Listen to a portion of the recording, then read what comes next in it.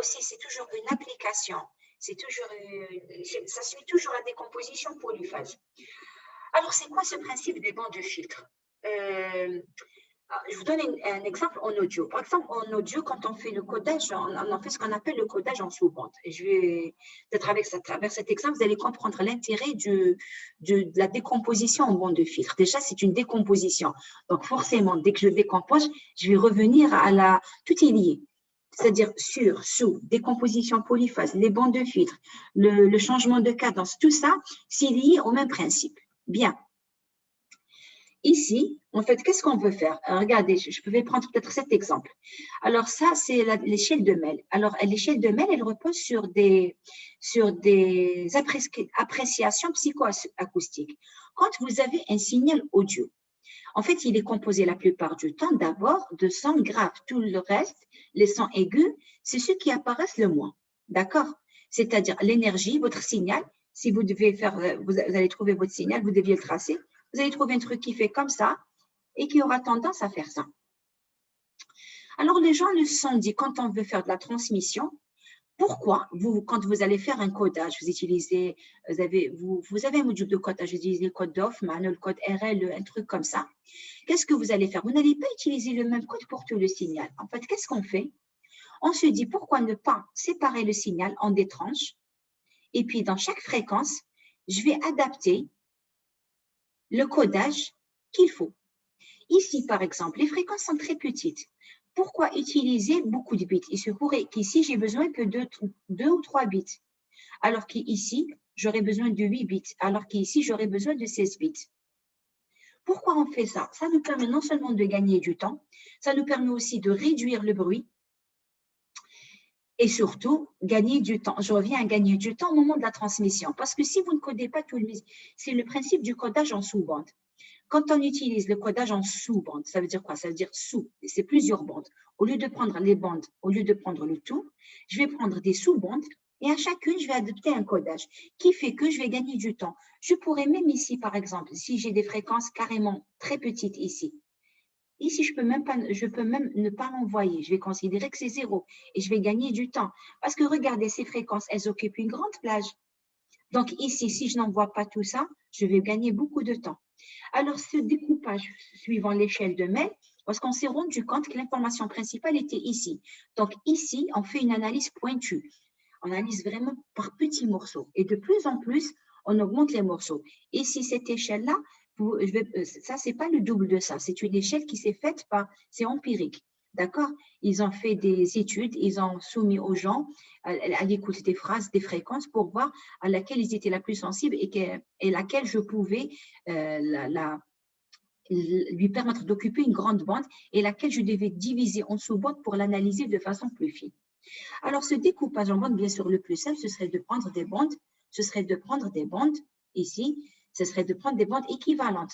Là, d'ailleurs, en audio, c'est ce qu'on fait. Ça, c'est une ancienne échelle, celle de Mel. Ici, en audio, on fait un codage en sous-bande, on utilise des bandes équivalentes. Il y a aussi en ondes par exemple, qu'est-ce qu'on fait? En ondes on aura l'occasion de les voir. En fait, on divise par 2. Ça, c'est les basses fréquences. Ça, c'est les hautes fréquences. Ensuite, on prend ça, on divise encore par 2. Haute fréquence, basse fréquence. On prend encore les basses fréquences, on les divise par 2. Haute fréquence, basse fréquence. C'est ce qui vous donne cette échelle. C'est-à-dire, au début, on a FE divise par FE sur 4. Ce FE sur 4 est divisé par FE sur 8. Ensuite, le FE sur 8 qui me reste est encore divisé en 2. L'intérêt maintenant, c'est qu'ici, regardez, vous avez des filtres qui sont à bande étroite. Vous avez des filtres qui sont très petits. Et des filtres qui sont très petits, qu'est-ce qu'on peut leur faire? On peut les décimer pour les traiter beaucoup plus rapidement. Et on revient encore une fois à la décomposition polyphase. Parce que quand vous décimez, on a dit, la décimation nécessite un filtre passe-bas anti-repliement. Et ensuite, j'enlève des points. Pourquoi le faire? La décomposition polyphase, son utilité, c'est de vous faire gagner du temps, d'accord? C'est une autre façon d'écrire le filtre. Mais l'intérêt d'abord, ici, c'est dans la décimation. Parce que quand je décime, qu'est-ce qui se passe? Je diminue la fréquence. Et si je diminue la fréquence, ça veut dire que je diminue le nombre de points. Donc, je gagne du temps. Décimer me permet de gagner du temps. La décomposition polyphase me permet d'en gagner encore plus. D'accord? Quand je décime, je gagne du temps. Mais parce que je décime, j'ai besoin d'un filtre passe-bas. Et ce filtre passe pas, il traite d'abord tous les points, ensuite il décime. À ce moment-là, donc gardez en tête que la décomposition polyphase, dans tous les cas, que ce soit au moment de la décimation, de l'interpolation, elle vous permet de gagner du temps. Décimer me permet de gagner, réduire les points. Interpoler me permet, j'augmente les points, donc je ne gagne pas de temps. Par contre, j'augmente la précision. D'accord? J'augmente la précision, par exemple, lors de la conversion numérique analogique. Donc ça, ce slide vous explique l'intérêt de ce qu'on veut faire maintenant. Tout le reste, après, c'est des calculs. Bon, comme d'habitude, on va voir tout ça, ce que ça implique. Bien. Donc, la décomposition bond-filtre, c'est décomposer un ensemble de filtres, mais il faudrait que cet ensemble de filtres forme une partition. Qu'est-ce que ça veut dire une partition? Il ne faudrait pas qu'il y ait une fréquence que je n'ai pas. Moi, je veux analyser de là à là. Il faut que toutes les fréquences soient présentes. Je ne vais pas avoir une fréquence ici qui n'existe pas. Je vais la mettre à 0. Il faut que c'est… Regardez, on voit bien qu'il y a un recouvrement ici. Quand je prends point par point, ça me donne 1. À la fin, il faut que je retrouve ça. Vous allez voir que cette condition, elle n'est pas toujours facile à réunir avec les types de filtres qu'on a. Donc, à la fin, moi, je dois couvrir tout le spectre des fréquences. Je veux pouvoir analyser mon signal par morceau fréquence, pas par morceau temporel. Et en général, ces filtres-là se déduisent les uns des autres. Ici, c'est-à-dire, ici, ça, regardez, c'est écrit Z exponentielle du pi JKM. C'est juste un déphasage. Chacun des filtres se déduit de l'autre par déphasage. Dans ce cas-ci, ce n'est pas le cas ici, ce n'est pas le cas là. J'espère avoir expliqué le pourquoi du comment. On va voir ce que ça donne en termes de… Alors maintenant, comment on représente ça, la décomposition? Et dans le cas, le dernier que je vous ai montré, c'est-à-dire ce cas-ci, donc comme on a différents filtres qui occupent, c'est-à-dire qui occupent la même bande de fréquence, on va les décimer par M. Et quand on veut faire… Attendez, je vais les mettre ici, encore une fois. Ça ne sert plus ces animations puisque je suis obligée d'annoter à chaque fois. Donc, en fait, on décompose en M bandes, donc j'ai M filtres. Alors, les filtres qui décomposent, ça s'appelle des filtres de décomposition ou d'analyse parce qu'ils permettent d'analyser le signal. Et quand je veux revenir au signal original, je vais faire de la synthèse. Et donc, ça s'appelle des filtres de reconstruction. Je synthétise. Quand vous avez une voix synthétisée, c'est une voix qui est créée. Donc, ici, je décompose pour analyser. Ici, je resynthétise pour reconstruire le signal. Bien sûr, pour qu'il y ait une reconstruction parfaite, il faudrait que YN soit égal à XN à un retard près. Ce n'est pas grave qu'il y ait du retard. Je ne vais pas avoir forcément YN égale XN puisque ça a pris. J'ai analysé, j'ai synthétisé, pas non seulement parce que ça a pris du temps. Moi, tant que c'est un retard près, le retard, ce n'est qu'un déphasage. Donc, qu'il y ait un petit déphasage ne me gêne pas. Donc, si mes filtres me permettent, c'est-à-dire sont les filtres adéquats, c'est-à-dire que le repliement se fait dans le bon sens, le filtre anti-repliement se fait bien, à ce moment-là, la reconstruction se fera bien et je récupérerai mon signal d'origine. À un retard près, ça ne me gêne pas. Le problème, c'est que ces filtres ne sont pas parfaits. Il n'y a pas un filtre qui fait, comme on vient de voir, qui fait ça. Ça n'existe pas. Les filtres, ils font plutôt ça. Il y a des ondulations. Donc, ces filtres-là, en général, comme il y a des ondulations, parce que moi, dans l'idéal, moi, j'aurais aimé que ces filtres-là, ce soit carrément comme ça. Voilà le premier, voilà le deuxième. On sait que le filtre idéal n'existe pas. Donc, ce qui fait, il y a toujours une petite zone d'élargissement qui fait, et cette zone fait qu'il peut y avoir repliement.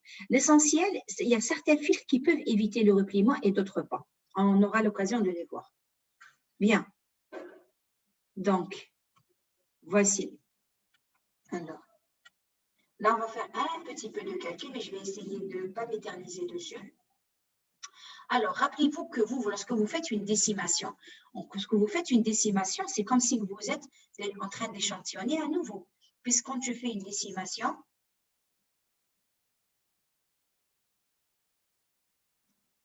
qui veut bien me redonner la main, quand je décime, j'enlève certains échantillons. Donc, je fais un autre échantillonnage. Alors, ici, je décime. Ça ne veut pas fonctionner. Ici, quand je décime, on peut s'y passer. Comme il reste moins d'une minute, je vais interrompre et on va se retrouver, s'il vous plaît. Donc, je interromps. D'accord? On se retrouve parce qu'il reste moins d'une minute. Donc, ça ne sert à rien, il va me couper en pleine explication.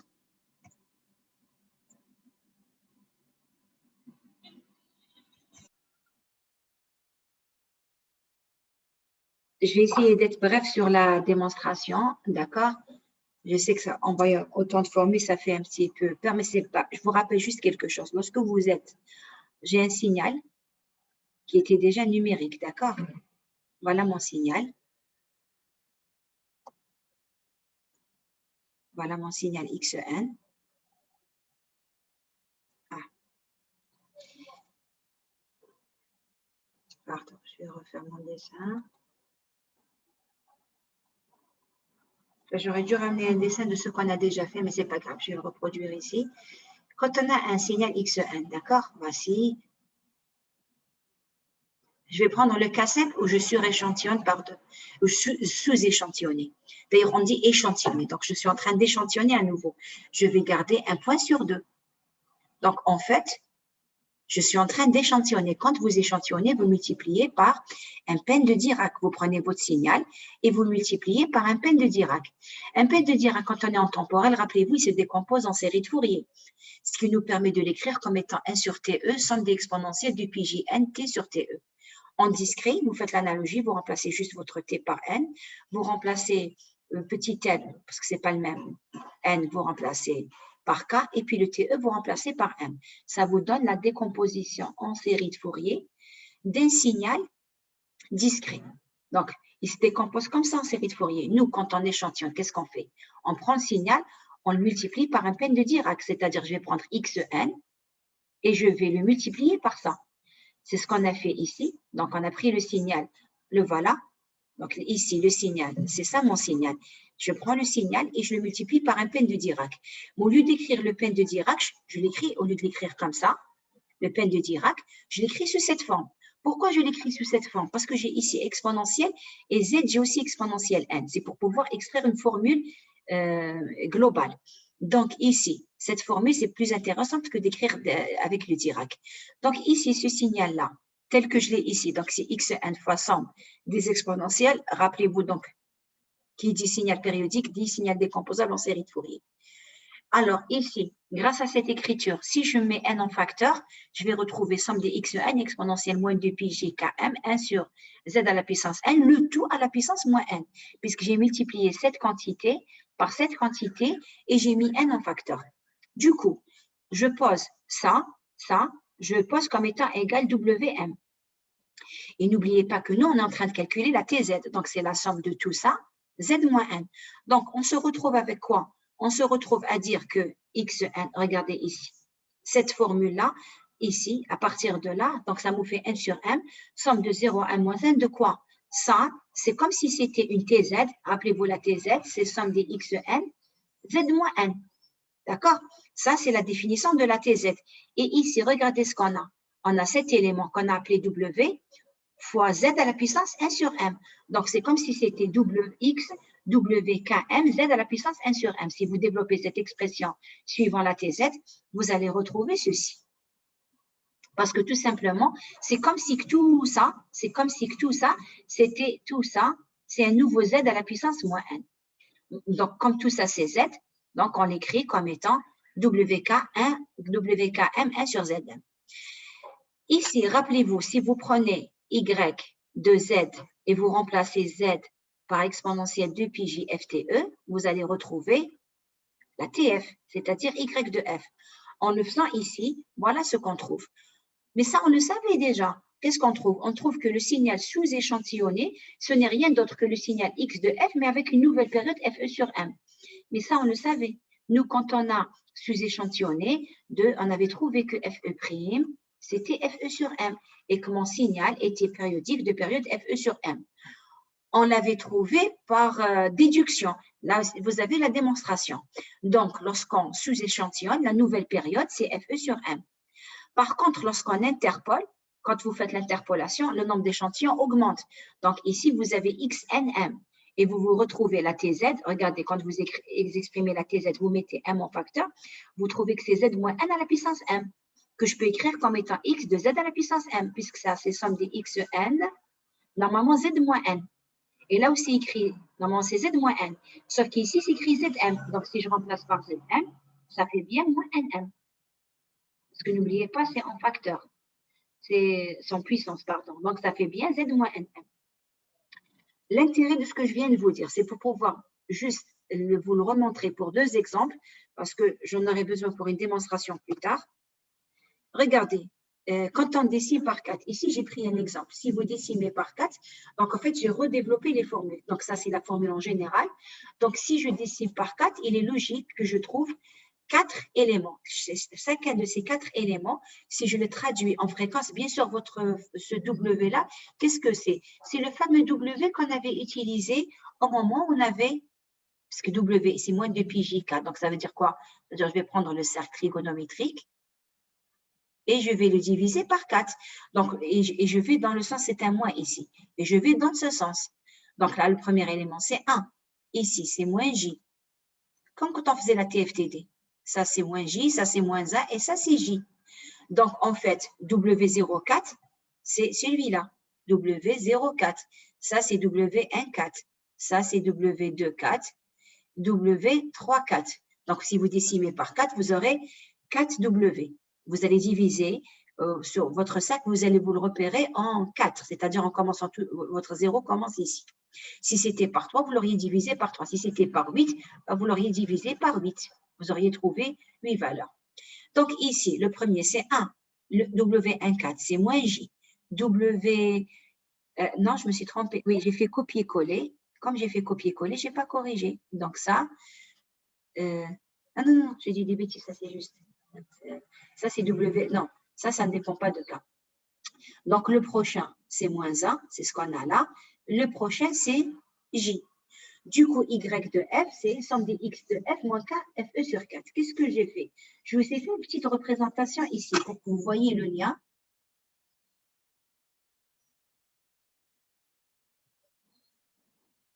Pardon. Je vais faire juste celle-là.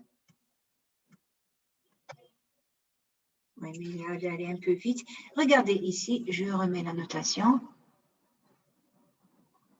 En fait, ici, supposons qu'au départ, vous aviez un triangle ici. Donc, en f égale à 0, vous avez un triangle. Ça, c'est f égale à 0. Ensuite, qu'est-ce qui va se passer? Vous allez trouver un triangle en FE sur 4. Donc, vous allez avoir un triangle ici. Et vous aurez encore un triangle ici. Et vous aurez un triangle ici. Par rapport au premier FE, qu'est-ce qu'on avait dit? On avait dit que lorsque je baissais la fréquence, ça devenait ma fréquence d'échantillonnage devenait FE sur 4. Donc, tous les FE sur 4, ça va se répéter. C'est pour ça que j'avais besoin d'un filtre anti-repliement pour que le triangle ne se rencontre pas. De la même façon, lorsque vous allez le faire pour 2, qu'est-ce qui va se passer? Vous allez faire, donc ici on avait écrit 1 sur 4, maintenant on va écrire 1 sur 2. La somme de 0 à 1, W, 2K. Votre W exponentielle moins 2 pi J sur J. C'est-à-dire, comme tout à l'heure, vous allez prendre votre cercle, sauf que cette fois-ci, vous divisez par 2. Donc ça, c'est W0, 2, et ça, c'est W1, 2. Donc en fait, vous vous retrouvez avec celui-là, c'est 1, et celui-là, c'est moins 1. Donc vous allez retrouver 1 demi de x de 1 sur z au carré, plus x, ça c'est moins 1, moins 1 sur z au carré. Donc, si vous avez, quand je décime par 2, je me retrouve avec 2 triangles. Un premier triangle ici, un deuxième triangle là.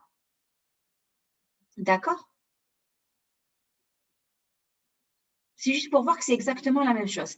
Maintenant, lorsque vous interpolez, je n'ai pas fait pour l'interpolation, lorsque vous interpolez, en fait, lorsque vous interpolez, c'est x de z au carré. Ça veut dire quoi, x de z au carré? Ici, vous allez faire le tour du cercle 2 fois. C'est-à-dire, vous allez trouver un premier triangle ici et un deuxième triangle, vous allez faire le tour du cercle 2 fois. Encore un deuxième triangle où, lorsque vous faites le tour du cercle une fois, c'est FE. Et le deuxième triangle, vous avez fait le tour du cercle. Bon, c'est 2 FE. Mais ici, je dois commencer à 0. Regardez, le premier, je vais l'enlever. Je vais ici. Vous avez un premier triangle à 0. Ensuite, vous faites le tour du cercle. Quand vous avez fait le tour du cercle, ça veut dire c'est FE. Vous allez trouver un deuxième triangle en FE. C'est ce qu'on avait vu au moment où on interpolait. On voyait ce qu'on appelle les spectres miroirs, puisqu'on voyait les autres, c'est-à-dire, puisque lui, il se répète tous les FE. Ici, si vous faites le tour du cercle 4 fois, ben vous allez trouver donc un triangle en 0, un triangle en FE, un en 2 FE, en 3 FE. Si vous travaillez avec la partie négative, vous allez trouver un triangle donc en 0, un triangle en FE, un triangle en moins FE, ensuite le début d'un triangle ici et le début d'un triangle là. parce que vous aurez fait le tour 4 fois. Donc, vous trouvez en tout l'équivalent de 4 triangles. Est-ce qu'il y a une question par rapport à ça?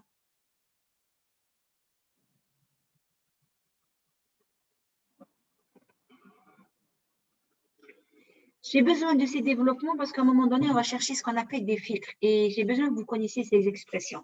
Donc, je sais que ça, je ne sais pas si je l'ai fait de la meilleure façon qui soit.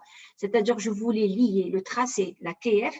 Rappelez-vous, parce que je peux tirer la réponse en fréquence à partir de la fonction de transfert. Donc, je voulais faire le lien entre les deux pour que vous puissiez voir. Voilà, le lien entre les deux, entre le tracé de H de Z, l'expression de H du filtre Y de Z et l'expression du filtre Y de F, ce qu'impliquait la décimation et l'interpolation. Peut-être qu'il aurait fallu que je vous rajoute aussi ces graphes-là, peut-être vous auriez, bon, pour une prochaine fois, je le ferai. Bien, maintenant qu'on a fait ça, alors, s'il veut bien me donner la main. Bon, revenons, on va prendre un exemple simple. Supposons qu'on prenne un bande de filtre à 2 canaux. 2 canaux, c'est tout. Donc, si j'ai 2 canaux, ça veut dire que j'ai pris le spectre des fréquences et je l'ai divisé par 2. Ça veut dire quoi, 2 canaux? J'ai que 2 bandes. Ça veut dire 2 bandes. Ça veut dire quoi? Une première qui va s'arrêter à FE sur 4, une deuxième qui va s'arrêter à… Une première qui s'arrête à FE sur 4 et une deuxième à FE sur 2. C'est bon, il n'y a que 2. C'est-à-dire, en réalité, c'est quoi? J'ai un filtre passe-bas et un filtre passe-haut. Si j'avais 3, j'aurais un passe-bas, un passe-bande, un passe-haut. Forcément, le premier est toujours un passe-bas. Le dernier est toujours un passe-haut. Et à l'intérieur, j'ai des passe-bandes. Mais ici, j'en ai que 2. Donc, j'ai un passe-bas et un passe-haut. Alors, qu'est-ce qu'on avait dit tout à l'heure? On avait dit que l'intérêt de faire cette décomposition, c'est que je peux décimer. Je peux décimer par 2. Et je vais gagner donc du temps. Comment on va pouvoir décimer par 2? On va utiliser ce qu'on appelle de l'échantillonnage critique. Alors, cet échantillonnage critique peut se faire pour ces deux formules. J'ai mis H, alors H1 égale H0 moins Z, c'est ce que ça donne ça. Et celui-ci aussi donne ça en module. Pour le moment, ça, je vais le démontrer tout à l'heure. Retenez juste que, donc j'ai un premier filtre qui est là, j'ai un deuxième filtre qui est là. Et ce deuxième filtre s'exprime comme étant F moins FE sur 2. Parce que si vous prenez ça, mais ça on peut le faire avant que vous ne… Ici, si je prends, donc rappelez-vous, nous on a tracé que la partie positive, d'accord? Donc normalement, ce filtre, il fait ça. Et le deuxième, il commence ici. Si vous prenez H0, vous le décalez F de FE sur 2. C'est-à-dire, vous prenez celui-là et vous allez le décaler de FE sur 2. Ça veut dire ce filtre, il va être centré en FE sur 2. Donc, ce filtre, ça, c'est ce que j'ai appelé H0 de F. H1 de F, ce n'est rien d'autre que H0 de F moins FE sur 2. Donc, si je prends ça, je le centre en FE sur 2, je vais trouver ça. C'est juste pour vérifier que c'est vrai. Si je le centre, je le prends celui-là et je le décale de FE sur 2. Je l'ai pris et je l'ai décalé de FE sur 2. Donc, on voit bien que H1 de F, c'est vrai, c'est H0 de F moins FE sur 2. Est-ce qu'on est d'accord d'abord? Est-ce qu'il y a un souci par rapport à ça?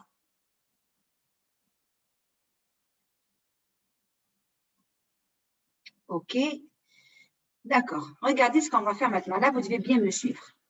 On va montrer que lorsqu'on utilise ces deux filtres-là, eh ben, on va pouvoir récupérer notre signal sans utiliser un filtre passe-bas de repliement, sans utiliser un filtre passe-bas de anti-miroir. Vous allez voir, si uniquement dans le cas où j'utilise l'échantillonnage critique, j'insiste sur ce que je suis en train de dire.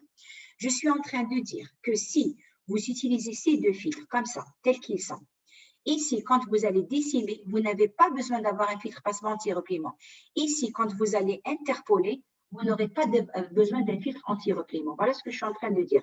C'est important parce que ces deux filtres-là, ces deux filtres-là dont je suis en train de parler, ces deux filtres, ça, c'est un passe-bas d'analyse. Ça, c'est un passe-haut d'analyse. Ça n'a rien à voir. Ça, ce n'est pas le passe-bas anti-repliement. Ça, c'est pas le passe-bas anti-repliement. Ça, c'est pas le passe-bas anti-miroir. Et ça, c'est pas le passe-bas anti-miroir. C'est un filtre bien à part. Ça, c'est un filtre passe-bas. C'est un filtre passe-haut de décomposition.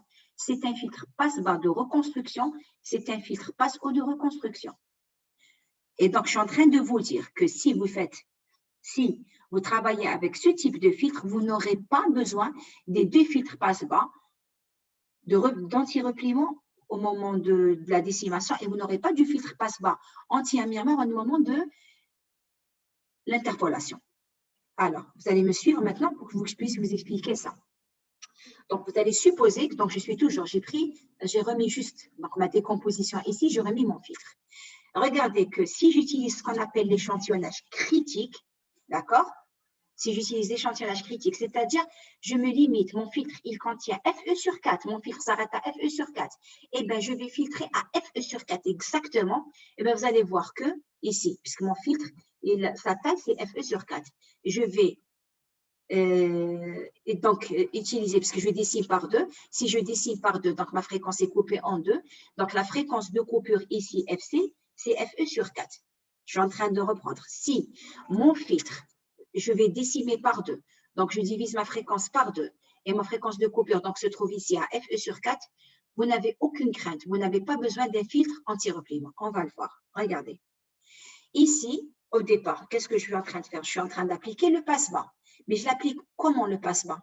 C'est un passe-bas à Fe sur 4. Donc ici, attendez, peut-être que je vais faire l'animation et pour pouvoir annoter. D'accord? Je vais essayer d'utiliser d'autres couleurs. Bien. Ici, qu'est-ce que j'ai fait? J'ai utilisé un filtre passe-bas à Fe sur 4. Voilà Fe sur 4. Donc, qu'est-ce qui va me rester? Ici, voilà Fe sur 4. Il me reste la moitié, puisque j'avais de moins Fe sur 2 à Fe sur 2, de moins Fe sur 4 à Fe sur 4, ça me fait Fe sur 2. Est-ce que là, vous devez m'arrêter quand ce n'est pas clair à chaque étape, parce que c'est exactement la même chose que je vais répéter plus tard. Donc, je préfère que vous m'arrêtiez entre une étape et une autre. Je suis en train d'utiliser le filtre passe-bas H0. Mon filtre passe-bas H0 a une fréquence de coupure à Fe sur 4. Donc, il n'y a que la moitié qui va passer. Le voici. Il y a ça qui passe. Jusque-là, on est d'accord? Ok. C'est bon pour la première étape. Ne me répondez pas. Coupez-moi. Juste, dites-moi que oui, je... C'est là que ça va se jouer. Ici. Quand je fais une décimation, qu'est-ce qui se passe? Quand je décime, donc ma nouvelle fréquence, qu'est-ce que c'est? Fe', c'est combien? C'est Fe sur 2. Donc, ma nouvelle fréquence d'échantillonnage, quand je décime, ma fréquence baisse. Donc, ma nouvelle fréquence d'échantillonnage, c'est Fe sur 2. Qui dit que c'est ma nouvelle fréquence d'échantillonnage? Ça veut dire que c'est la périodicité, maintenant, c'est Fe sur 2. Est-ce qu'on est d'accord? Lorsque vous décimez, la fréquence baisse. Si ma fréquence baisse, ma nouvelle fréquence d'échantillonnage, c'est Fe sur 2. Donc, mon signal est périodique tous les Fe sur 2. Mon signal est périodique tous les Fe sur 2. D'abord, est-ce qu'on est d'accord pour le principe? Je ne voudrais pas que vous me disiez non, ça ne va pas jusque-là. Arrêtez-moi. OK. S'il est périodique tous les Fe sur 2, ça veut dire tous les F2 sur 2, ils se répètent. Tous les Fe sur 2, ils se répètent. Donc, ici, il va se répéter tous les Fe sur 2. Donc, de là à là, je vais avoir ça. Il se répète tous les Fe sur 2. Voilà ce que je vais avoir. Est-ce qu'il y a un souci par rapport à ça? Ma fréquence a diminué de moitié. Et ma fréquence, elle était de Fe. Il se répétait tous les Fe. Elle a diminué de moitié. Donc, il se répète tous les Fe sur 2. Est-ce qu'il y a recouvrement? Non. Pourquoi il n'y a pas de recouvrement? Parce que la taille ici, c'est Fe sur 2, puisqu'il va de moins Fe sur 4 à Fe sur 4. C'est ce qu'on appelle l'échantillonnage critique.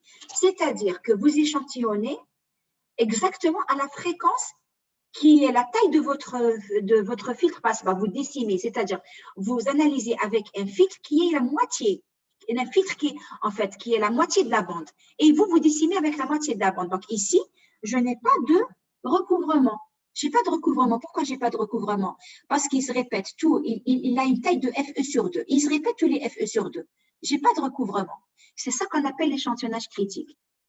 C'est parce que votre taille de filtre est égale, là, vous avez divisé votre filtre, la bande de filtre est égale à la taille de la décimation. Vous avez divisé votre filtre par 2 et vous décimez par 2. Je ne sais pas si vous vous rappelez tout à l'heure, on avait écrit H1, H0, H2, M et on décimait par M. C'est-à-dire que la taille, la bande occupée en fréquence est exactement la valeur avec laquelle on décime. Est-ce qu'on est d'accord par rapport à ça? Ne me dites pas, ne me répondez pas. Vous dites-moi si ça ne va pas. Maintenant, ne me dites pas, je n'ai pas compris quand je vais passer à la prochaine étape. J'insiste. D'accord. Si j'interpole, qu'est-ce qui se passe? On a dit que lorsqu'on interpole, on multiplie la fréquence. C'est-à-dire que cette fois-ci, FE, mon nouveau FE', c'est 2 fois l'ancien. Je l'appelle FE seconde. C'est 2 fois l'ancien, donc c'est 2 fois FE'. Si c'est 2 fois FE', donc ma nouvelle fréquence, c'est FE. Quand vous interpolez, vous voyez des spectres supplémentaires. Donc ici, quand j'ai décimé, ma nouvelle fréquence d'échantillonnage, c'était FE sur 2. D'accord? D'ailleurs, mon FE, voilà ma nouvelle. Ça, c'est FE'. Donc, vous voyez bien, ma nouvelle fréquence, quand j'ai décimé tout à l'heure, il est devenu périodique tous les FE sur 2. Donc, c'était ça mon signal. Maintenant que j'interpole, quand j'interpole, je vois mon spectre plus les prochains. Donc, qu'est-ce qui va se passer? Je double, je vais voir de là à là. Rappelez-vous que quand on avait mis les spectres comme ça, vous aviez le 100 et le 200. On arrivait à voir les prochains. Vous aviez ça, vous aviez ça. Donc, vous aviez de ce côté ça et vous aviez de ce côté ça. J'arrivais parce qu'on était passé de 2000 à 4000. Donc, ici, quand je double, qu'est-ce qui va se passer? Quand j'interpole, ma fréquence, elle est doublée. Donc, je passe à FE. Donc, de moins FE sur 2 à FE sur 2, qu'est-ce que j'ai? De moins FE sur 2 à FE sur 2. Donc, j'ai un premier, puis la première moitié ici et la deuxième moitié là. Le dessin ne change pas. Rappelez-vous, on enlevait les spectres miroirs avec un filtre anti-miroir. Cette étape maintenant, est-ce que c'est bon? Lorsque vous interpolez, vous multipliez la fréquence par 2. Donc, vous allez voir plus de fréquences. Est-ce que le contenu du signal change? Non. Le contenu du signal ne change pas. Je vois les prochaines. Très bien. Qu'est-ce que je fais maintenant? Je vais utiliser un filtre passe-bas. J'utilise un filtre passe-bas F0 tel que F0 c'est égal. Ici, mon F0 c'est le même. J'ai F0 de Z qui est égal à H0 de Z. J'utilise un filtre passe-bas. Donc, un filtre passe-bas de FE sur 4. Qu'est-ce que je vais retrouver? Donc, passe-bas, je vais retrouver que cette partie. Puisqu'il s'arrête à… C'est le même filtre. Le filtre que j'ai employé juste avant, c'est celui-là. Donc, qu'est-ce qui s'est passé? Donc, j'ai enlevé celle-là. Elles ont joué le rôle du filtre anti-repliement. Donc, j'ai utilisé un filtre passe-bas. Et qu'est-ce qui a fait le filtre passe-bas? Il m'a enlevé cela. Qu'est-ce qu'on vient de faire? Il faut que j'enlève les dessins maintenant pour que vous voyez. Si vous permettez. D'abord, est-ce que c'est clair ici? Quand on a utilisé un filtre passe-bas, eh bien, le passe-bas, il laisse passer que celle entre moins FE sur 4 et FE sur 4. Regardez ce qu'on a fait. On est passé d'un passe-bas. Regardez, on est passé de ce filtre. On lui a fait un passe-bas. On a réduit la fréquence par 2, on l'a divisé par 2, donc ça s'est reproduit ici. Ensuite, on a interpolé, donc on a récupéré les fréquences, on a réaugmenté la fréquence. Regardez ici, FE sur 2, elle est passée ici, elle est devenue là, FE sur 2. Ensuite, elle est repassée ici. Ensuite, on a appliqué un filtre passe-bas. C'est bon jusque-là? On va faire la même chose pour le passe-haut. Regardez ce qu'on va faire. On a fait, qu'est-ce qu'on vient de faire comme schéma? C'est-à-dire, on a fait maintenant ce chemin. On vient de faire le chemin de là à là. Bien, on va faire maintenant le chemin avec H1 et F1. Suivant le même principe. J'espère que ça va être clair. Alors, regardez. Je vais défiler, on va le faire ensemble. Et je vais mettre la notation comme tout à l'heure. Ici. Alors, on doit faire le passe-haut. Cette fois-ci, on doit utiliser, on veut filtrer de FE sur 4 à FE sur 2. N'oubliez pas qu'il y a la symétrie. C'est-à-dire, si je fais la symétrie, je vais aussi garder donc de moins FE sur 2 à moins FE sur 4. N'oubliez pas que c'est symétrique. Donc, mon filtre passe haut, qu'est-ce qu'il garde? Il garde les fréquences. N'oubliez pas, ça, c'est la répétition. D'accord? Ça, c'est FE. Ça, c'est moins FE. Et j'utilise encore une fois l'échantillonnage critique, c'est-à-dire j'interpole avec exactement la taille qui est en lien avec la taille du filtre. Le filtre, il prend la moitié et moi, j'interpole de 2. Donc, enfin, je décime d'abord par 2 et j'interpole par 2. On est d'abord à la première partie, on est là. Donc, j'utilise le filtre passe-haut. Le passe-haut, qu'est-ce qu'il fait passer? Il fait passer de FE sur 4 à FE sur 2 et de moins FE sur 4 de moins FE sur 2 à moins FE sur 4. Est-ce que d'abord vous êtes d'accord? Premier passage. Ça, c'était le passe-bas. Maintenant, c'est le passe-haut, la partie qui reste. Le passe-haut, c'est donc le passe-haut, c'est de moins FE sur 2 à moins FE sur 4 et puis de FE sur 4 à FE sur 2. N'oubliez pas, comme c'est une répétition, c'est pour ça, je ne sais pas si vous avez remarqué, comme c'est une répétition, je suis en train de vous tracer au moins sur 3 périodes pour que vous voyez. Étape 1, c'est bon? C'est bien ça le passe-haut. Et ce que je vous mets en bleu à chaque fois, c'est ce qu'il y a sur la période.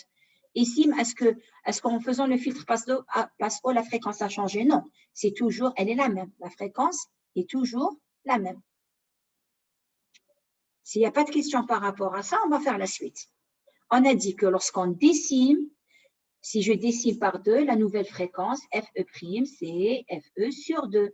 Mon signal est périodique, tous les FE sur 2, c'est-à-dire que tous les FE sur 2, il doit se répéter, tous les FE sur 2. Alors, si ça c'est FE sur 2, donc en 0, il doit se répéter. En FE sur 2, donc ici, en FE, est-ce que FE était multiple de FE sur 2? Oui, donc il doit aussi se répéter. À moins FE. C'était multiple de FE sur 2. Donc, il doit se répéter. Voilà ce que je récupère comme signal. Puisqu'il devient périodique de période FE sur 2. Il était périodique de période FE. Le fait de l'avoir décimé, il devient périodique de FE sur 2. Est-ce qu'il y a recouvrement? Non. Pourquoi? Parce que ici, la taille du filtre est exactement la moitié. Donc, je n'ai pas de recouvrement. Est-ce que j'ai besoin d'un filtre passe-bas anti-repliement? Non, je n'en ai pas besoin. Est-ce qu'il y a une question par rapport à ce passage?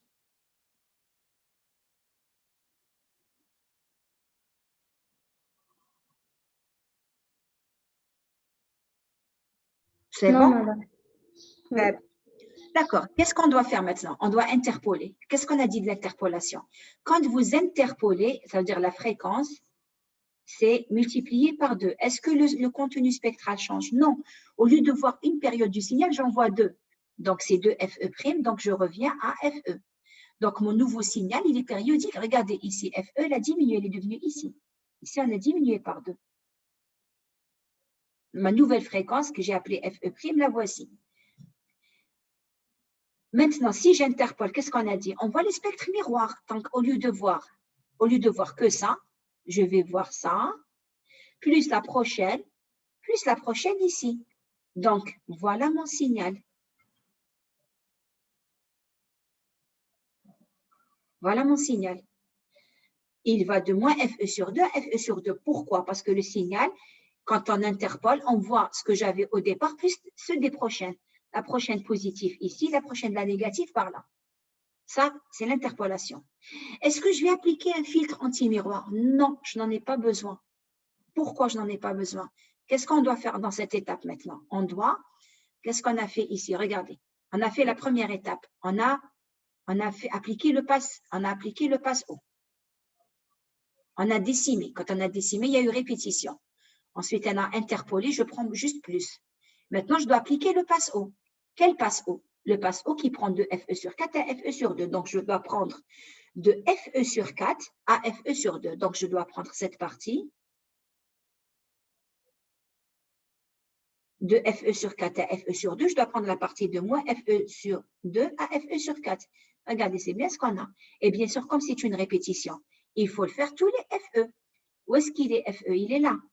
Donc, à chaque fois que j'ai FE, je dois prendre la partie passe-haut. Donc, celle-là et celle-là. Ici, mon FE est là. dois prendre juste la partie passe haut, c'est-à-dire ça et ça. Donc, voilà ce qu'on a trouvé. On a pris la partie passe haut. Si maintenant vous sommez les deux, faites la sommation, qu'est-ce que vous retrouvez? Faites maintenant, je n'ai pas continué. Regardez, il y a un additionneur ici. Donc, je dois faire la somme. Qu'est-ce que vous retrouvez si vous faites la somme? Sommer, point par point, ça plus ça. Vous retrouvez votre signal original. Puisque vous sommez point par point. Point par point. Le bleu avec le bleu, le rouge avec le rouge. Je retrouve le signal, j'ai une reconstruction parfaite.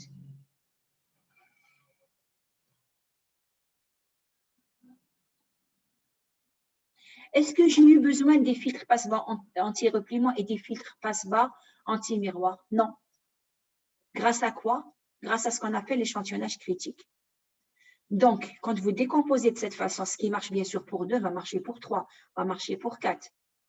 Au lieu que ce soit passe-bas, passe-haut, vous aurez des passe-bas entre les deux. Donc, pardon, en utilisant l'échantillonnage critique, on arrive à faire une décomposition, une analyse, une reconstruction qu'on appelle aussi synthèse, qui fait qu'on a récupéré le signal original. Nous, bien sûr, on a traité en module. Je pourrais qu'au niveau des phases, il y ait un déphasage, mais pas grave. En module, on récupère la même chose. Je peux supposer ici que ma phase est nulle. Mais pour que la phase soit nulle, il faudrait que ce soit un filtre RIF, symétrique, le fameux, voilà. C'est celui-là qui est en déphasage linéaire. Mais quand même, avec un déphasage linéaire, j'aurai un retard. N'oubliez pas que le filtre parfait n'existe pas. Il implique toujours un déphasage pour le rendre causal. Est-ce que c'est bon pour cette partie? Alors, la question est maintenant, quels sont les filtres qui permettent de faire ça? Je suis en train aussi d'y répondre en même temps. Un filtre qui me permet de faire ça, il faudrait que ce soit un filtre qui soit de cette forme-là. Or, cette forme-là, je ne l'ai pas. Je n'ai pas un truc comme ça droit, tout à fait droit, qui descend avec une droite linéaire. Je ne l'ai pas. J'ai toujours un petit peu d'ondulation là, ou bien ici, ou bien ça ne descend pas totalement droit, ou bien il y a une courbe. N'oubliez pas que c'est un filtre. Enfin, non, H0, c'est pas... Non, j'ai rien dit. Votre H0 peut être de n'importe quel ordre, H0 et H1. C'est bon pour cette partie? Je n'efface pas, vous me dites s'il y a quelque chose qui n'est pas clair. On a fait le plus gros, c'est bon. Tout le reste, c'est des petites démonstrations. Même pas, même pas. C'est des petites affirmations, on va dire. D'accord, je te remercie pour la réponse filiale. Bien, maintenant, tout ce qu'on vient de faire là, on va juste le développer par rapport à ce qu'on a fait tout à l'heure pour trouver ces filtres. Il faudrait que je trouve H0 et H1. Alors, de même que j'ai fait tout à l'heure, mais je vais essayer d'aller pas forcément vite. Donc, pour trouver ces filtres, qu'est-ce qu'il faut? Il faudrait que X de X de Z soit égal à X de Z. Maintenant, la question, c'est bon. Je sais que si j'ai des filtres qui font un échantillonnage critique, c'est bon, ça va marcher. J'aurai une reconstruction parfaite ou quasi parfaite. Comment les trouver? Ben, j'ai à ma disposition des équations. Je peux écrire X, Z en fonction de ça. D'abord, je vais écrire AZ. AZ, qu'est-ce que c'est? AZ, c'est ça fois ça, mais que je décime par 2. AZ, qu'est-ce que c'est? AZ, ce n'est rien d'autre que ce filtre fois celui-là décimé par 2. Donc, c'est H de 0 de Z fois X de Z que je vais décimer par 2. On a vu tout à l'heure que quand on décimait par 2, ça revient à écrire. Donc, ça, c'était la somme de 2 filtres parce que je décime par 2. Donc, ça me fait la somme. On l'a écrit tout à l'heure. La somme de 2 filtres, c'est toujours comme ça. Somme des H de K, 2K, 1 sur Z au carré. Donc, la décimation par M, c'est toujours 1 sur M, somme des H, enfin, votre filtre ou votre signal. On va l'écrire X. Je reprends la formule qu'on avait écrite tout à l'heure. KM, Z, 1 sur M. Quand c'est 2, la somme de 0 à 1 moins 1. Si c'est 2, donc je vais avoir K de 0 à 1, je vais écrire 1 sur 2, parce que c'est 1 sur M. Et ici, je vais écrire K2 et Z 1 demi. Mais de quoi? Du produit, c'est-à-dire de H0 fois X. Parce que ça, c'est une multiplication. Vous allez décimer le produit. Si vous décimez le produit, donc vous allez mettre 1 demi ici, 1 demi là. Avec W12, c'est combien? On l'avait trouvé tout à l'heure, c'était moins 1. C'est pour ça que j'avais développé les calculs tout à l'heure. Et tout à l'heure, quand on avait écrit la décimation pour 2, qu'est-ce qu'on avait trouvé? On avait trouvé que le premier filtre, il restait tel quel. Et le deuxième, puisque c'est moins 1, je rajoutais juste moins 1. Ce que je viens de faire ici, ça c'est pour AZ. Quand j'interpole, on avait vu l'interpolation, c'était quoi? L'interpolation m'avait donné XZ à la puissance M. Quand j'interpole, quand je décime, je divise. Quand j'interpole, je puissance M. Donc maintenant, vous allez interpoler par 2. Ça veut dire quoi, interpoler par 2?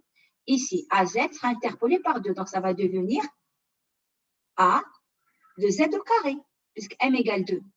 Donc, ça devient, donc tout ça, je vais l'élever au carré. Donc, si je fais au carré ici, ça fera quoi? La puissance n demi. Quand vous allez faire au carré, ça va vous donner 1. Ici, 1, ici, 1, ici, 1. Donc, je retrouve les mêmes filtres, mais au lieu de trouver n demi, parce que vous avez z à la puissance n demi. Puissance, le tout puissance 2. Donc, ça fait z n demi fois 2. Le 2 se simplifie, vous reste z. Donc, en fait, je trouve la même expression, mais avec z. Qu'est-ce que je dois lui faire? Je dois le multiplier par f de 0 de z. Une fois que j'ai interpolé, j'ai fait au carré, je dois le multiplier par ça. Donc voilà, il est multiplié par f0 de z. De la même façon,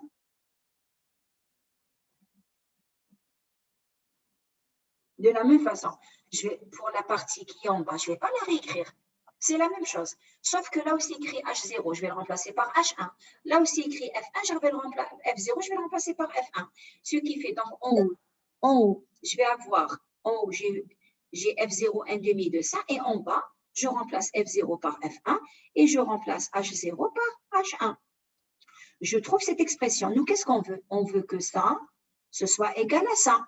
Mais regardez ce qu'on a trouvé. On a trouvé X chapeau. On a mis chapeau parce qu'on estime. Donc, je trouve XZ. Mais je trouve tout un terme comme ça. Il faut que tout ce terme soit égal à 0. Il faut que tout ce terme qu'il y a là soit équivalent à un retard, à Z moins K. Quelque chose. L'essentiel, c'est que j'ai un retard. Moi, tant que j'ai un retard, ce n'est pas grave. Ça veut dire que c'est la même expression avec un retard. Ça veut dire que je vais pouvoir écrire XN chapeau comme étant XN moins K. Donc, quand on a développé l'expression, c'est rien. On a juste développé les formules de la décimation et l'interpolation. Quand vous décimez par 2, c'est avec les puissances, mais vous rajoutez le W. Et quand l'interpolation, elle est plus facile à écrire. Vous mettez juste interpolé par 3, vous mettez Z puissance 3.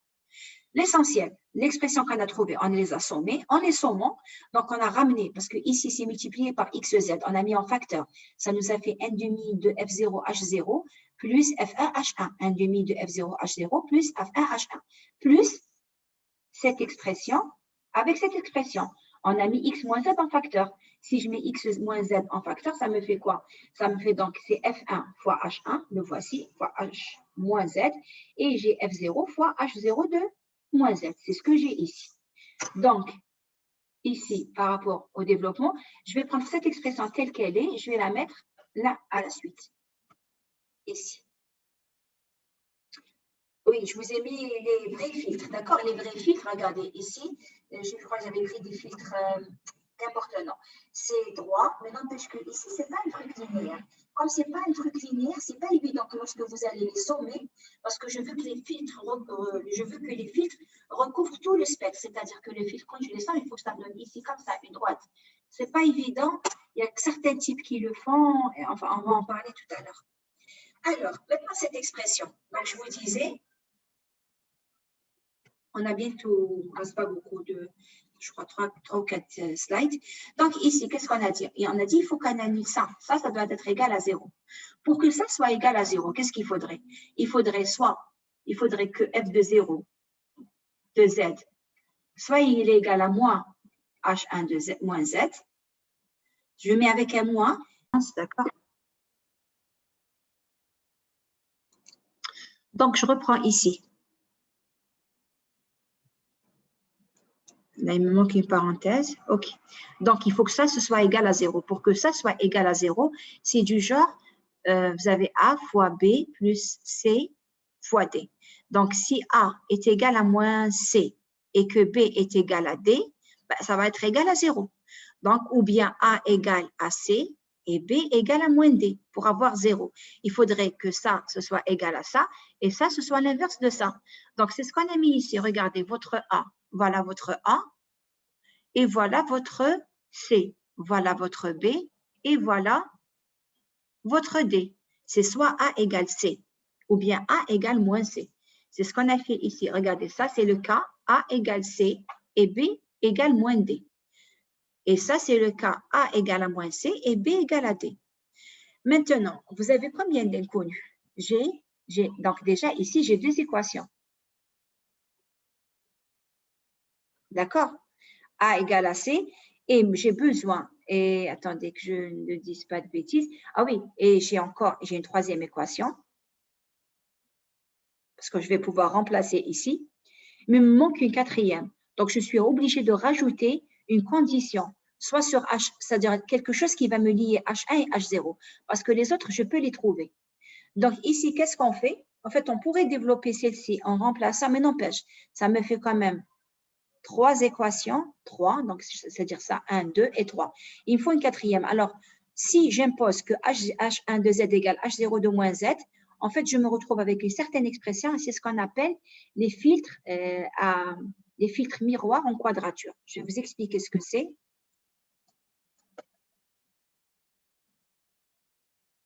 Je vais juste effacer les dessins. En fait, j'ai gardé les mêmes. Regardez là, je vais d'abord effacer les dessins pour voir que c'est la même chose. Je vais vous expliquer d'où ça vient. Donc ici, je repris, ça c'était ça. J'ai gardé, j'ai juste enlevé ce qu'il y a au milieu pour garder les mêmes équations. S'il veut bien me donner la main, je reprends, je ne sais pas pourquoi il me fait ça. Je reprends ici, ici voilà, j'ai gardé les mêmes équations et j'ai dit ici, si je pose H1 égale H0 de moins Z, regardez ce qui va se passer. Si vous passez à la détermination de la TF, si vous posez H de Z égale H0 de moins Z, sachant que Z, c'est exponentielle 2 pi J FTE. Donc ici, ça va me donner exponentielle 2 pi J FTE. Ici, moins exponentielle moins 2 pi J FTE. Pour avoir une égalité, qu'est-ce qu'il faut que je fasse? Je ne peux pas se dire ça égale à ça. Il y a ce moins qui me gêne. Comment enlever ce moins? Si je prends toute cette expression, regardez. Ici, moins, ça revient à quoi? Ça revient à dire, c'est exponentielle moins 2 pi J. On sait que exponentielle est plutôt moins pi J. On sait que exponentielle moins pi J, c'est cos pi plus J sinus pi. Et donc, ça vous donne moins 1. Donc, c'est ce qu'on a fait ici. Regardez, si vous développez cette expression, G exponentielle 2 pi J F moins exponentielle 2 pi J fois 2 pi J fois moins FE sur 2 TE. FE, TE, ça se simplifie. 2, ça se simplifie, ça vous fait exponentielle moins pi J. Et exponentielle moins pi J, donc ici c'est pi J F, je n'ai pas continué d'écrire. Donc c'est exponentielle 2 pi J F fois TE fois exponentielle de ça. Or, ça, on vient de voir, c'est exponentielle pi J. Donc ça me fait exponentielle 2 pi J FTE fois moins 1. Donc, ça égale à ça. Donc, ça me permet d'écrire quoi? Si ici, j'ai 2 pi J FTE, ça, c'est 2 pi J F moins FETE, ça veut dire que H1 de F, ce n'est rien d'autre que H0 de F, H1 de F, ce n'est rien d'autre que H0 de F, mais F moins F sur 2. Et ça ressemble à ce qu'on avait fait tout à l'heure. Je ne sais pas si vous vous rappelez les deux filtres que j'avais tracés tout à l'heure. Si vous prenez, je change de couleur. Si, bon, H de F, c'est comme ça. Si ça, c'est H0 de F, alors H1 de F, ce n'est rien d'autre. Donc là, je vais écrire FE sur 4. N'oubliez pas, on est en train toujours de faire de l'échantillonnage critique. Donc, si mon premier signal, c'est ça, alors le deuxième, je vais le centrer à où? Je vais le centrer à FE sur 2. Je vais prendre la même chose et je vais mettre FE sur 2. J'ai mal fait mes dessins, attendez.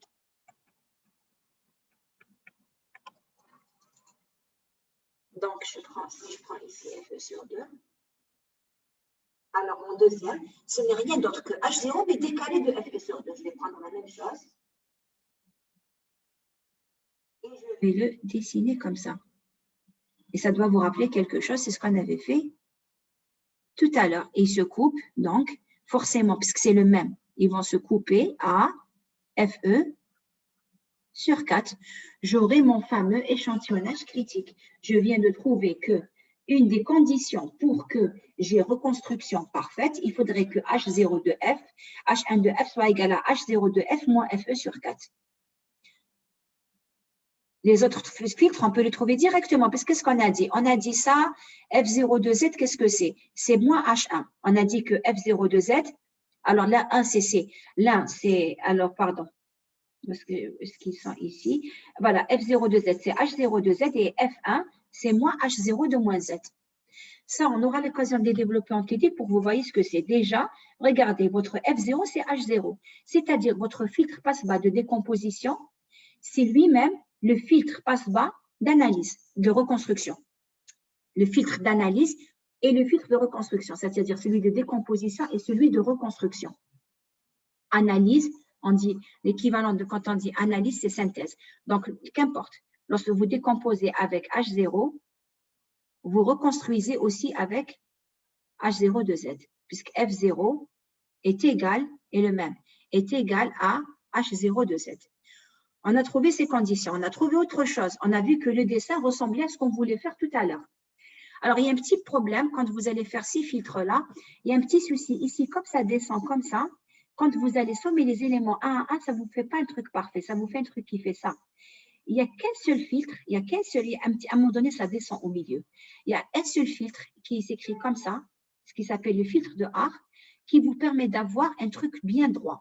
Quand vous allez sommer les deux filtres, il y a les filtres que vous allez utiliser, comme des filtres RIF et tout, la descente fait que ça ne se sent pas parfaitement. Je ne trouve pas un truc qui fait que lorsque je somme, n'oubliez pas, pourquoi on veut avoir un truc parfait? On veut avoir un truc parfait parce que nous, attendez, j'efface juste ici. J'ai bientôt fini, d'accord? Vous avez cours? Oui, bientôt. Attendez, je peux vous le mettre ici. Les deux filtres, voilà ce qu'on a obtenu. Donc, celui-là, c'est carrément le même que je l'ai décalé de FE sur 4. Alors, pourquoi on dit que c'est des filtres miroirs en quadrature? Parce que vous avez un effet miroir. Si vous prenez un FE sur 4, c'est comme si c'était un miroir. Ce qu'il y avait là se retrouve ici. Ce qu'il y avait là se retrouve là. Donc, c'est comme un reflet autour d'un miroir. Et pourquoi on appelle ça quadrature? C'est parce que si ce filtre, les dizaines existent, là, si vous sommez point par point, vous allez trouver ici, je vais mettre la notation. Ici, si vous sommez point par point, on veut sommer, on rajoute ça, on voudrait qu'on module, d'accord? H0 de F, on module, plus H1 de F, on module, soit égal à 1 dans certains voudras, vous trouverez 2. C'est pour ça qu'on dit le terme quadrature. La somme fera 2. Ici, j'ai pris un exemple où ça fait 1, parce que ici, si vous sommez ça au carré, racine de 2 sur 2, ça vous fera 2 sur 4, plus 2 sur 4, ça fera 1. À tout moment, en tout point, la somme, ça fera ici, oui, ça marche, ça fera 1. Mais quand on va arriver à la réalité, les filtres ne sont pas comme ça. Ça va vous faire une petite courbe ici. Il y a un genre d'arrondi qui fait ça, qui fait que ici, donc les filtres réels, il y a un arrondi. Et cet arrondi fait qu'à un moment donné, ici, vous aurez un genre de, ici, en FE sur 4, vous aurez un creux. Et parce que vous avez un creux, vous n'avez pas ce qu'on appelle ici une reconstruction parfaite. Alors, le deuxième filtre qui fait la reconstruction parfaite, en fait, c'est des filtres, je vais vous les mettre là, c'est des filtres qu'on appelle conjugués. Attendez, je vais juste les mettre et effacer les dessins.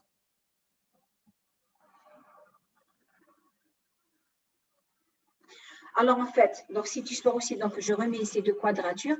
Ici, par contre, c'est racine de 2 sur 2, d'accord?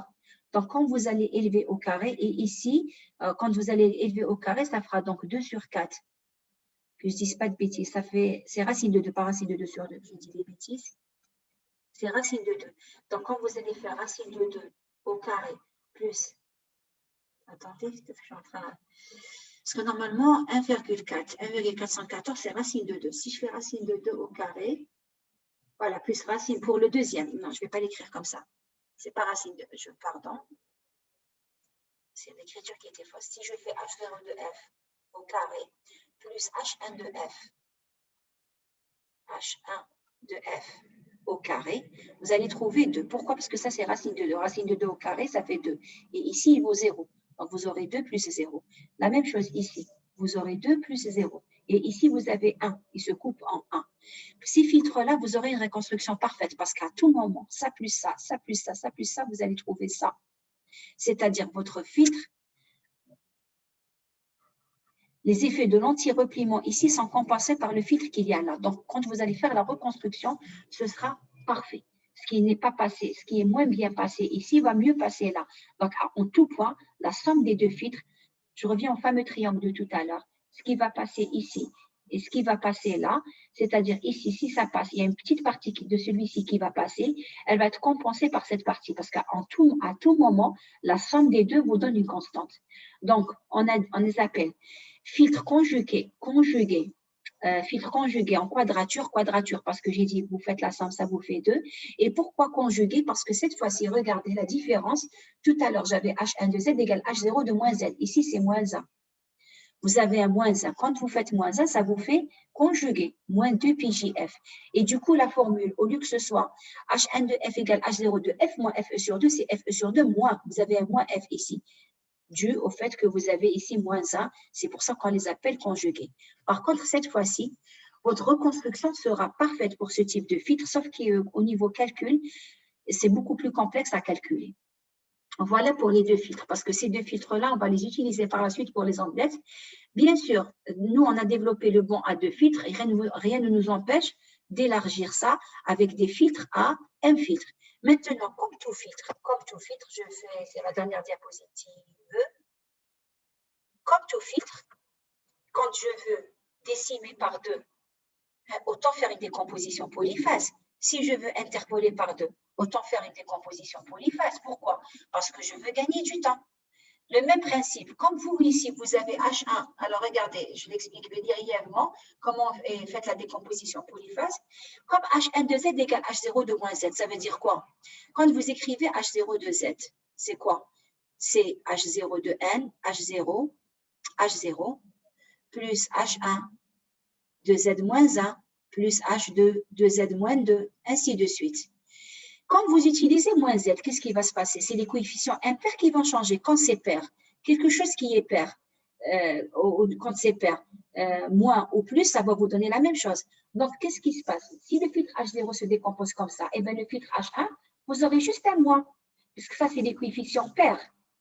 Et ça, c'est des coefficients impairs. Quand vous mettez quelque chose au carré, que c'est impair, ça ne change rien. Mais impair, quand vous mettez moins Z au carré, ça vous fait Z au carré. C'est bon, ça reste la même chose.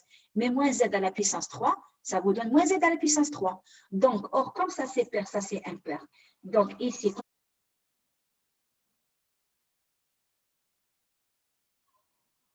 alors, je reprends juste ici, pardon pour l'interruption.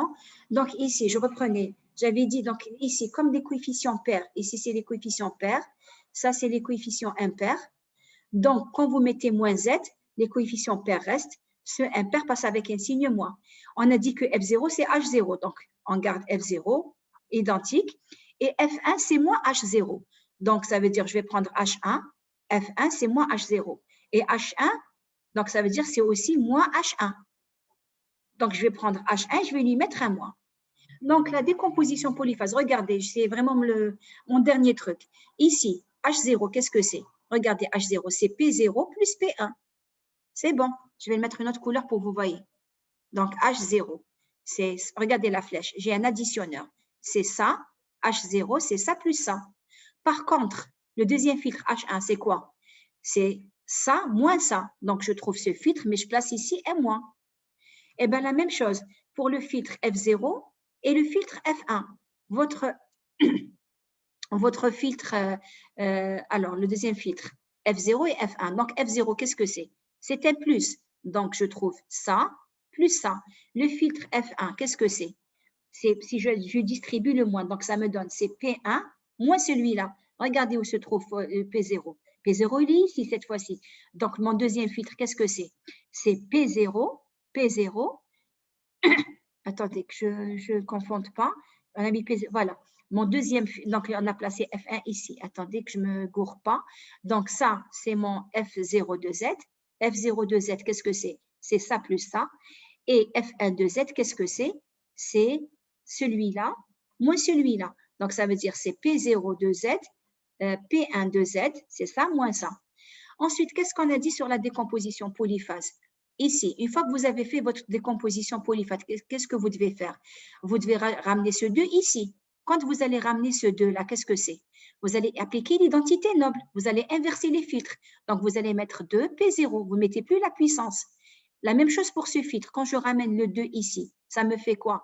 P1 de Z au carré 2. Et je déplace le 2 ici. J'applique l'identité noble. J'aurai d'abord la décimation, le filtre. La même chose pour l'interpolation. En doigt, je ramène mon 2 ici. Et je me trouve avec interpolé, ensuite filtré. J'utilise l'identité noble, j'inverse. Et qu'est-ce que j'ai réussi à faire? J'ai réussi d'abord à décimer, je filtre. Ensuite, je filtre. Après, j'interpole. C'est ce qu'on veut, gagner du temps. Je diminue les points, je filtre. Après, j'augmente le nombre de points. Donc, encore une fois, c'est pour ça que je vous disais, tout ce cours-là, c'est lié. C'est-à-dire, la décimation, l'interpolation font appel à des filtres. Les filtres, pour gagner du temps, on leur applique la décomposition polyphase. Voilà, c'est ainsi que se termine le cours. Je vous remercie pour votre attention. Je vous remercie pour la patience pour les interruptions et vous dis donc à bientôt pour notre dernier chapitre qui est les ondelettes.